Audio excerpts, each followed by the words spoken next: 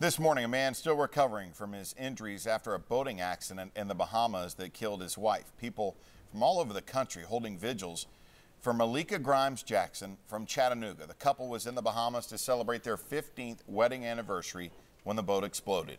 Sunday afternoon, groups from Texas to Indianapolis to North Carolina, Tennessee, they gathered to remember her. The accident is still under investigation. The opioid